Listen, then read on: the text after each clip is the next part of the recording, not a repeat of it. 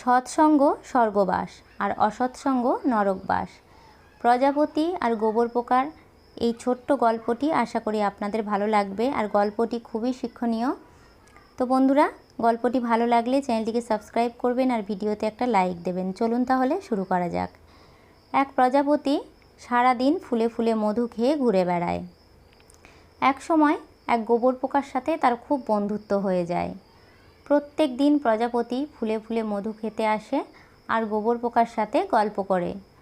একদিন প্রজাপতি বলল, আমারও ডানা আছে, আর বন্ধু তোমারও তো ডানা আছে, তাহলে চলো আমরা ফুলে ফুলে মধু খেয়ে বেড়াই। তুমি এই পচা গোবরে সারাদিন কি পাও?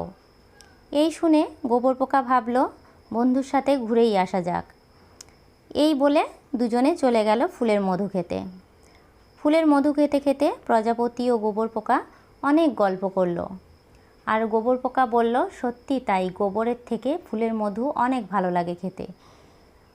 প্রজাপতি একদিকে উড়ে উড়ে মধু খেয়ে বেড়াচ্ছে, অপর দিকে গোবর পোকাও ফুলে ফুলে মধু খাচ্ছে। এমন সময় গোবর পোকা মধু খেতে খেতে একটা ফুলের উপরে ঘুমিয়ে পড়ে। প্রজাপতি সন্ধ্যাবেলায় তার বাসায় চলে যায়, আর গোবর পোকা ওখানেই ঘুমিয়ে থাকে। এক পূজারী সকালবেলা স্নান করে বাগান থেকে ফুল তুলে নিয়ে এসে ঠাকুরকে পুজো দিল। সেই ফুলের মধ্যে ছিল গোবর পোকা। গোবর পোকার যখন ঘুম ভাঙল তখন সে দেখল সে ভগবানের পায়ের ধারে ফুলের উপরেই আছে।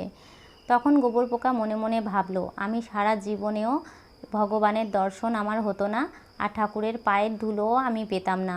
যদি প্রজাপতির সাথে বন্ধুত্ব না হতো, সারা জীবন আমার ওই পচা গোবরের মধ্যেই দিন কাটত। এই প্রজাপতি ও গোবর পোকার গল্প থেকে আমরা জানতে পারলাম, ভালো বন্ধু জীবনে থাকা দরকার। ভালো বন্ধু থাকলে সবসময় ভালো কিছুই হয়, আর অসৎ সঙ্গে থাকলে আমাদের জীবনে খারাপই হয়।